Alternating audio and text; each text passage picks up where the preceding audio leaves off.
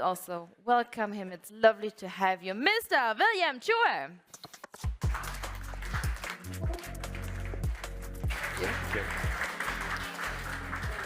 All right, good evening, everyone. I realize I'm standing between you and a wonderful dinner, so I will be quick. I'm speaking to you today as an academic, as well as an entrepreneur. And I want to share with you some of the perspectives we have at Stanford University. As some of you know, Stanford launched the first school in 70 years, the School of Sustainability, a little bit more than 2 years ago. And it has been a great, but also a challenging journey of learning what sustainability means. So I was very excited walking into this pavilion to see the word prosperity on it. And the way we define sustainability is really to sustain prosperity over the scale of centuries.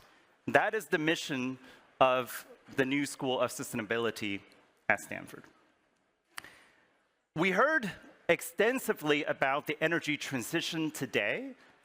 I agree with everything being made, but I just want to re-emphasize those 4 important pillars: economic competitiveness, reliability, security, and of course, sustainability. Having those 4 things come together simultaneously is an incredible challenge, but it is also a huge opportunity, an approximately a $10 trillion per year economic opportunity. To unlock that capital flow, economic competitiveness is really key, and I will speak to a little bit about this in the next few minutes. Since January 20th, I've been traveling the world.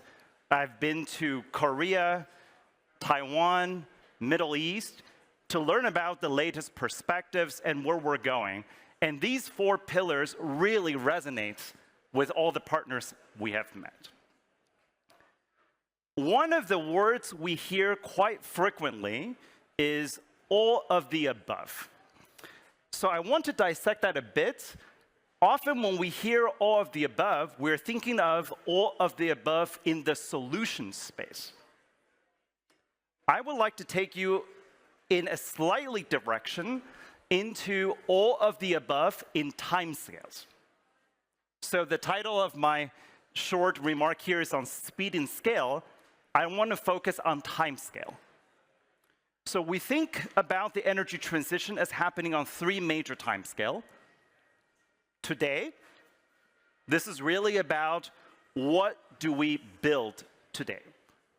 What can we energize today? What steel in the ground can we put in today? What solution do we have that is commercially proven and can be deployed?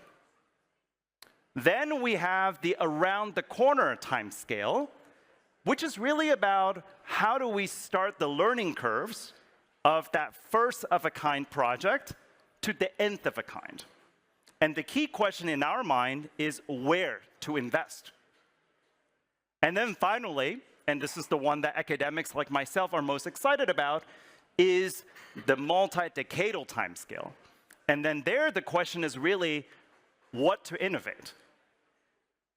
To us, the coming together of these 3 timescales in terms of what to build, where to invest, and what to innovate will create the total set of solutions that will be needed for the energy transition to be completed. Now I want to share with you a couple of mindsets that we have been honing in at Stanford University in thinking about how to carry out this multi-decadal energy transition with speed and scale. And I want to make 3 big points. The first big point is the need for intersector collaboration.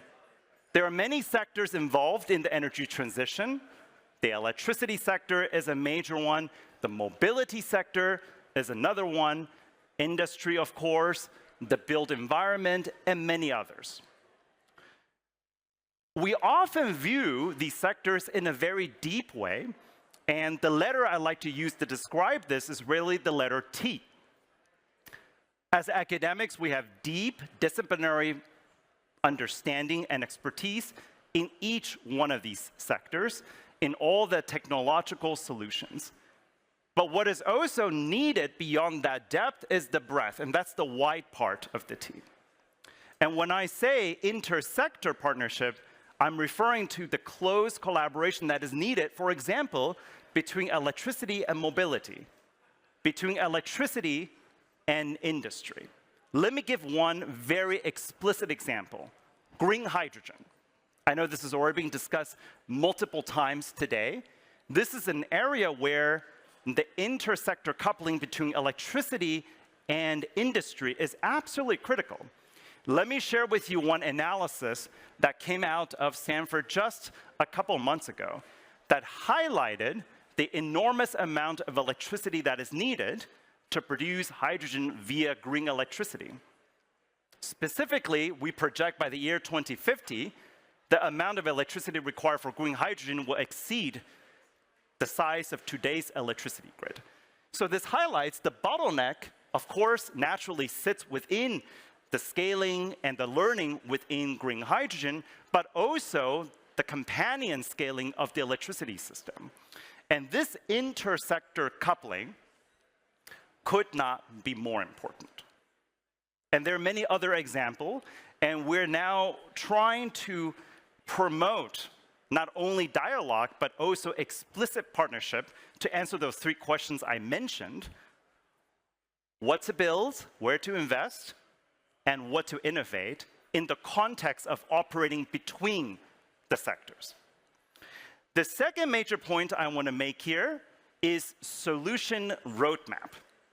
One of the reasons in talking to all of our colleagues in the investment community, and we have many in the room, there is a wide range of solutions on the horizon. On one hand, this is very exciting because we have many options that we can pursue. On the other hand, the number of options also makes the roadmap unclear.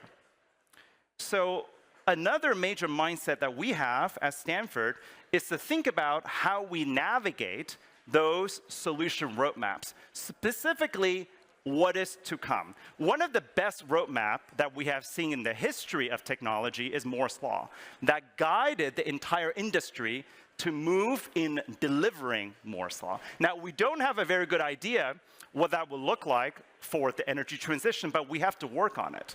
Let me give you a few examples. For example, when we think about solar and wind, what will be necessary to make that a near clean firm power? The answer is pretty straightforward. We need storage. But within storage, there are dozens of solutions available, all at different levels of readiness today, all having some uncertainties in the economics. So I think collectively, we should be thinking, discussing, brainstorming, debating those roadmaps to give more clarity on where the solutions are going, not just in the next quarter or the next 4 years, but in the next 1 to 2 decades.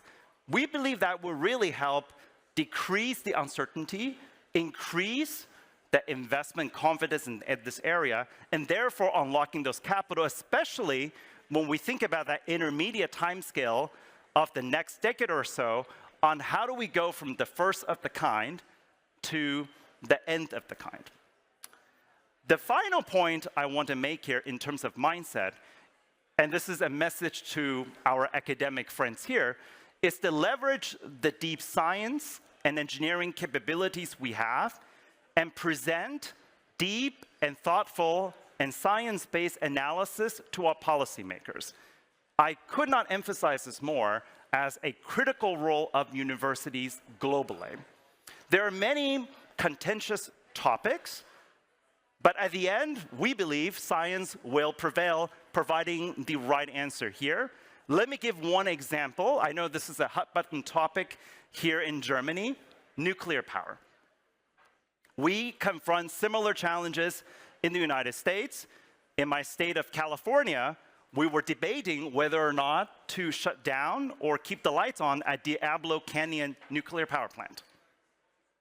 And with our colleagues at MIT, we performed an analysis to show the benefits economically. How much money would it cost or save the ratepayers?